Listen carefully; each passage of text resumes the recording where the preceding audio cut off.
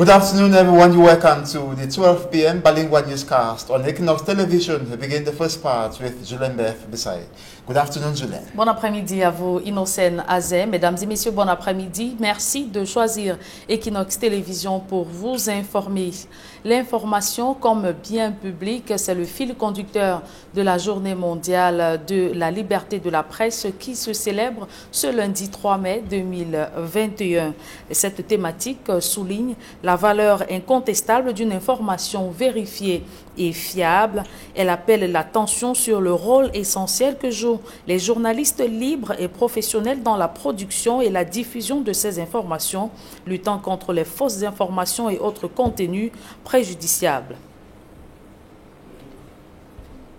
Et justement, à la faveur de cette journée mondiale de la liberté de la presse, des acteurs de la société civile ont organisé des ateliers ici à Douala avec des professionnels des médias, avec pour objectif de sensibiliser ces derniers sur les instruments juridiques qui garantissent la liberté de la presse au Cameroun. D'autres précisions dans ce reportage de Dalastiana Ikedjara.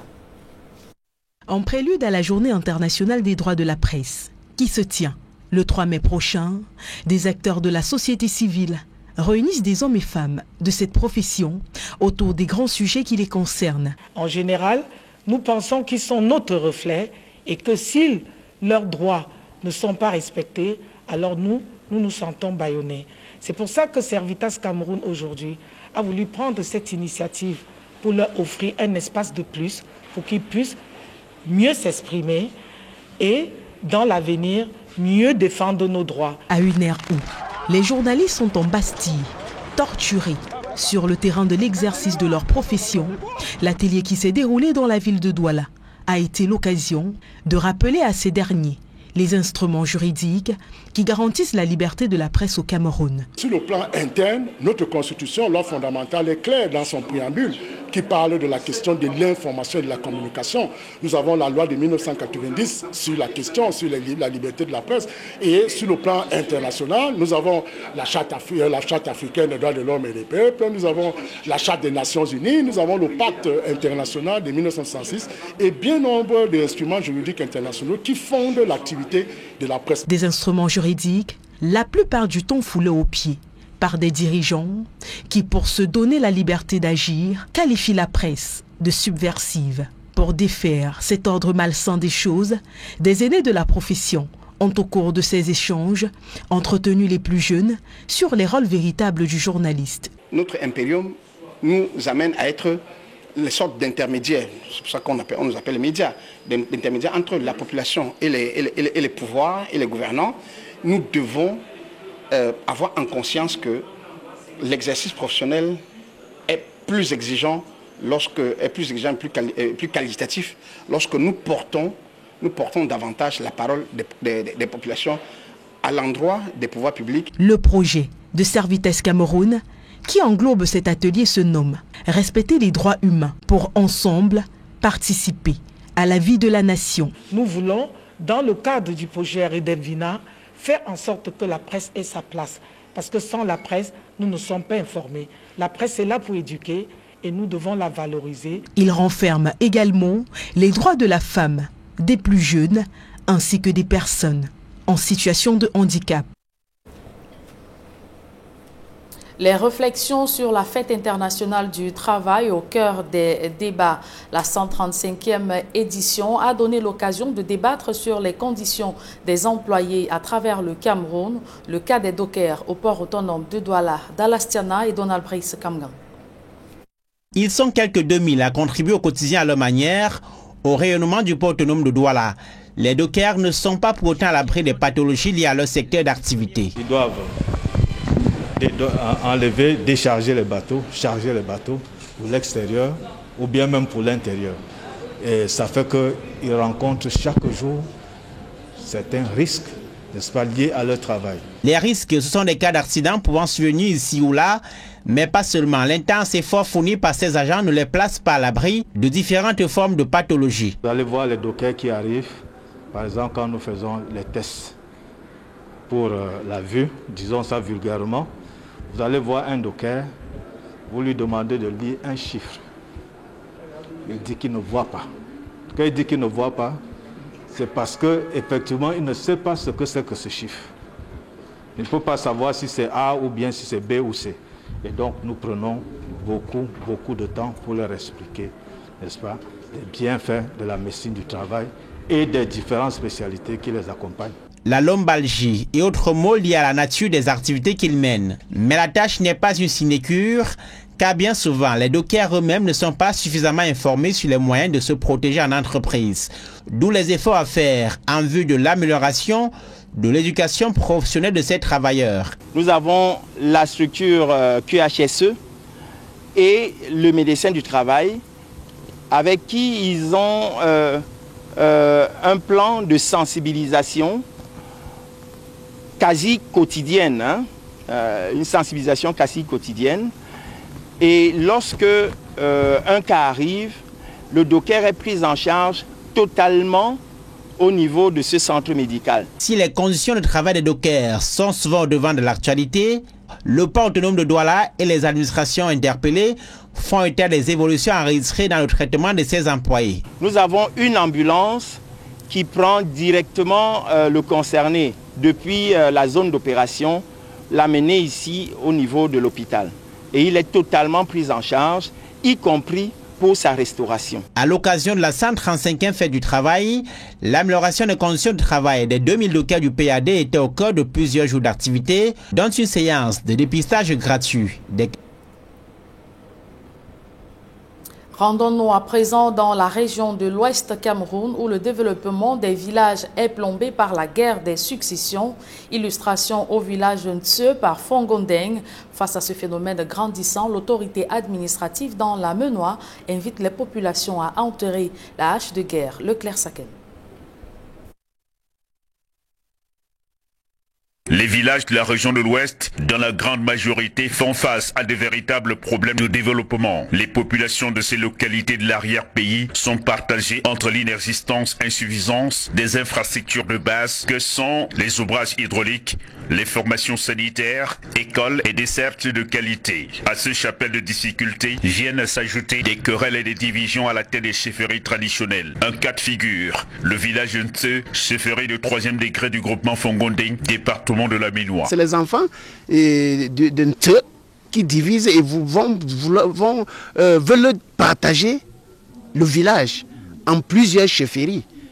Un village qui n'a que quelques 2000 âmes, ils veulent le charcuter en presque 4 chefferies. Or, la population a dit non, c'est indivisible. Comme dans plusieurs autres localités, l'autorité du chef du village est ici contestée par des fils de la localité dont certains s'autoproclament chefs et revendiquent leur territoire de commandement. Certains fils zélés du village, nulle part des accointances, autorités traditionnelles et élites locales, ont cru devoir se tailler chacun une portion de notre territoire déjà trop réduit et fragilisé par sa situation géographique pour en faire une propriété personnelle sans aucune légitimité que pourrait leur conférer un titre traditionnel ou coutumier ou même encore une responsabilité administrative. Cet état de fait qui date depuis des décennies a créé non seulement une psychose auprès de la population, mais un sentiment d'insécurité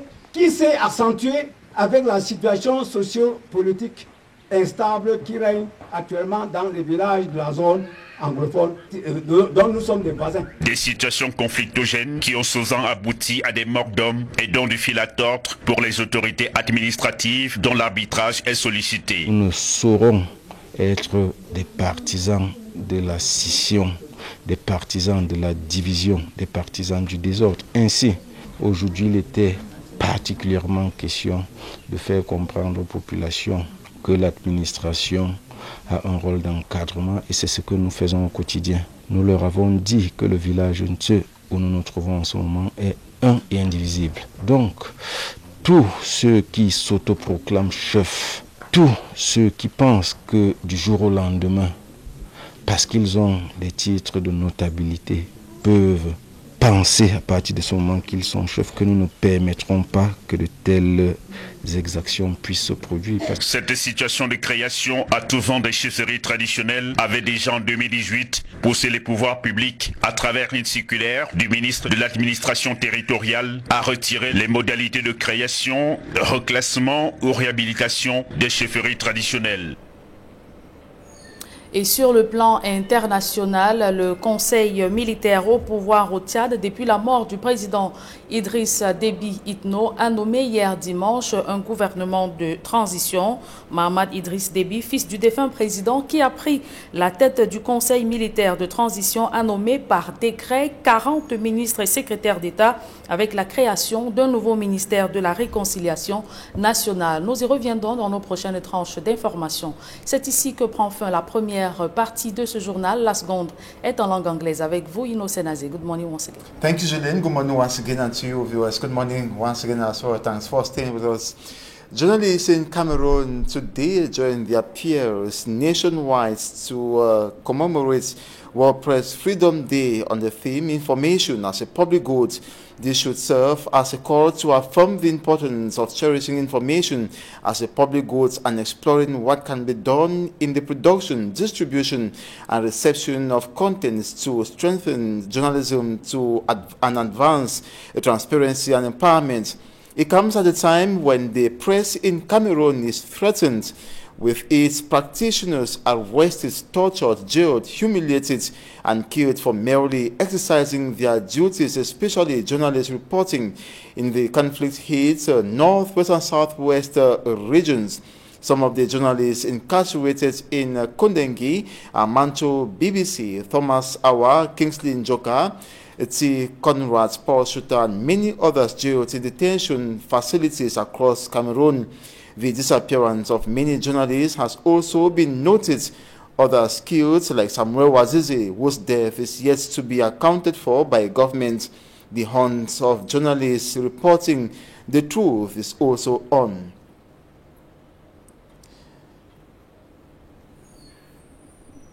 We now talk about the situation of the COVID-19 pandemic in the country to indicate that in the Douala 5 subdivision, authorities are stepping up the vaccination campaign against this pandemic. They have noted that thousands of locals will be vaccinated as well, calling on the population to take the vaccines against the COVID-19 pandemic, which has been claiming many lives, that has reached 100 deaths today, 1,000 deaths today. Details in this report compiled by Charles Ekome.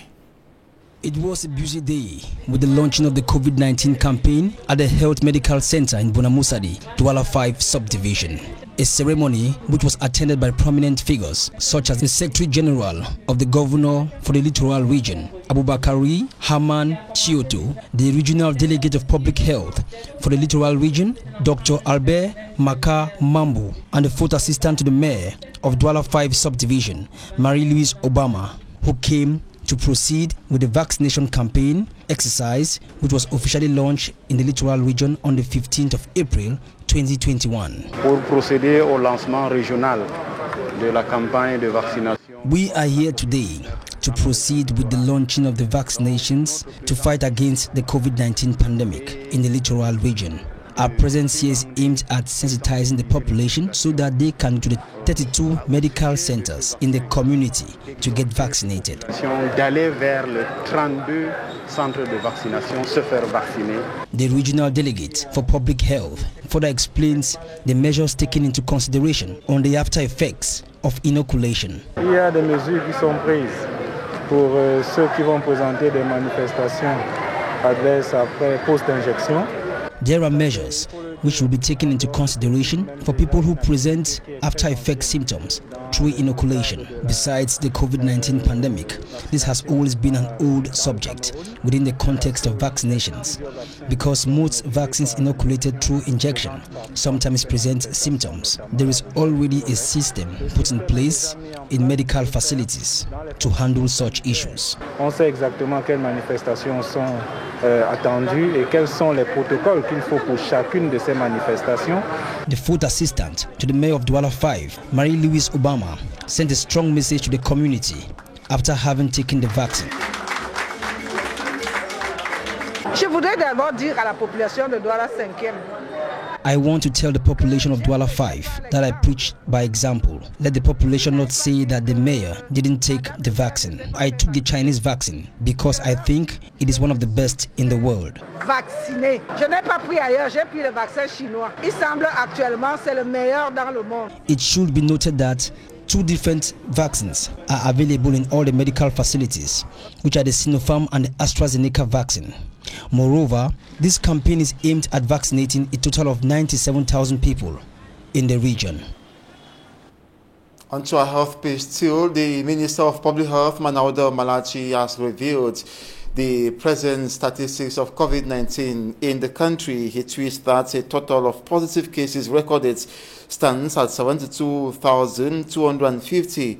Remissions 67,625, death cases 1,107, active cases 3,518, hospitalized cases 304, thus 89 in oxygen. Recovery rates stands at 94%, lethality rates 1.5%, severity rates 2.5%, bed occupancy rates 9.26%. The Public Health Board instructs the continuous wearing of face masks and invites Cameroonians to get vaccinated. Minister Manawda Malachi says within a period of 2 weeks, 20,010 persons have received the COVID-19 vaccines. According to the Public Health Minister, this satisfactory progress instigates the government to encourage the population to embrace the COVID-19 vaccines, which aims at ensuring collective protection.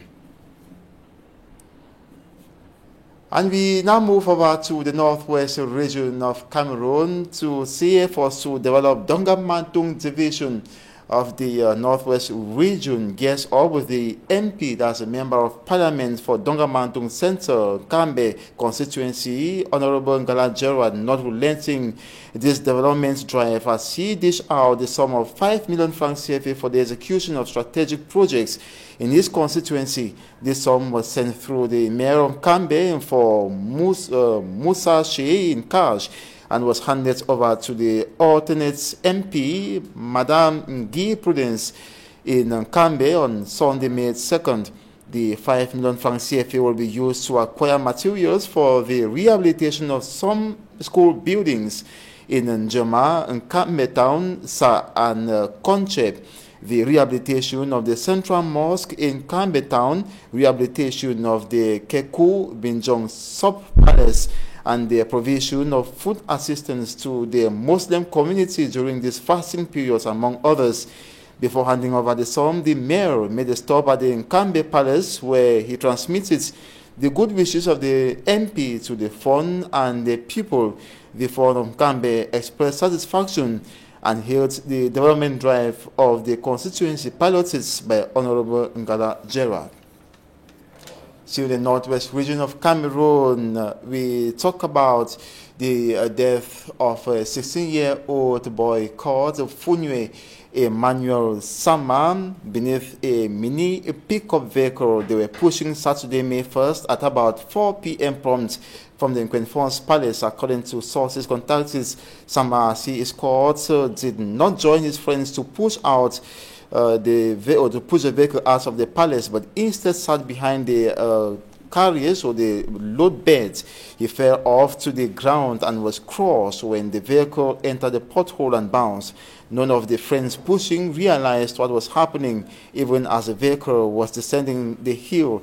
It was a bystander who alerted them. The vehicle was lifted and the boy, in a helpless state, put out and immediately rushed to the PMI hospital on a motorbike, but it was already too late as he gave up the ghost, and doctors did not succeed to administer or put him on oxygen as they had prepared.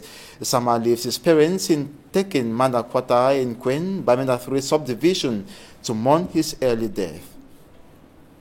And now we talk something else. His Grace James Toba, who is the oldest prelate in Anglophone Cameroon, is no more. He died on Sunday, May 2nd, 2021, and his death has been officially announced by His Lordship Michael Bibi, Bishop of Buea Diocese, in a communique.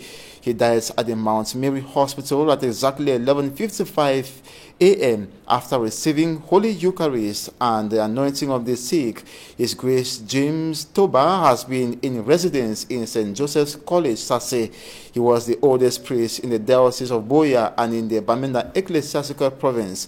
The prelate lived in Sase since 1992, while urging Christians to pray for his eternal repose and also for his family and the Diocese of Buea. Bishop Michael Bibi assured that funeral arrangements will be communicated later. His Grace James Toba was ordained priest in 1958, was Soban principal of Sase from 1992 to 1999. He had served as Vicar General of Buea Diocese. He was the third black priest in Cameroon and the first from Com, Ginicom, in the northwest region of Cameroon. Hundreds of traders have besieged the premises of the divisional officer that was to present to him their worries. They told him that the mayor of the Douala 3 council is mounting pressure on them to pay tax ranging from 10,000 francs CFA to 15,000 francs monthly. According to them, this must stop as it is an extra burden to what they have been going through. Details with Immaculate Fogwe. The Douala 3 divisional office invaded by angry traders of the Dogbasi 3 market. The traders are decrying abuses meted on them by the authorities. Their discontent comes few days after a note was sent to them by the Douala 3 council announcing that they will have to pay the sum of 10 to 15,000 francs as tax, a pill which many of them are unable to swallow. It's very funny because we have stores in the market and we pay our rentage, and at the end of the month they still ask us to give another extra 10,000 every month, which is very, very funny and which is very, very impossible. Why? Because there are some stores here in the market that at the end of the month they are able to sell even the 10,000. What we want is that they should annulate, they should stop it. They should stop the issue of them asking us 10,000 every month.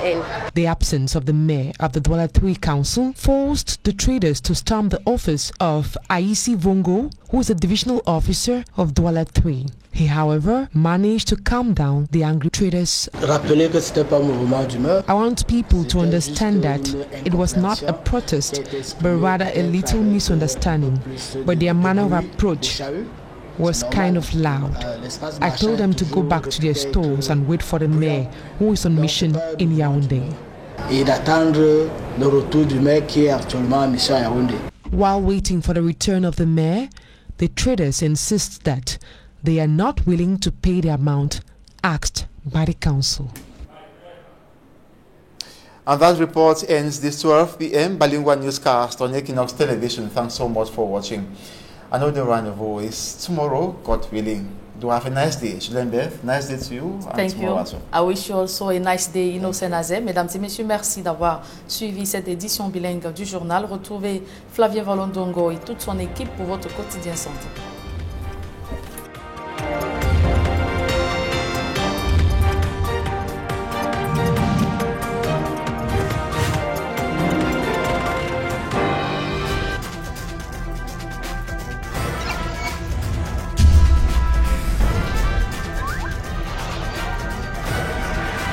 Equinox Télévision, au-delà de l'image, nous rendons compte.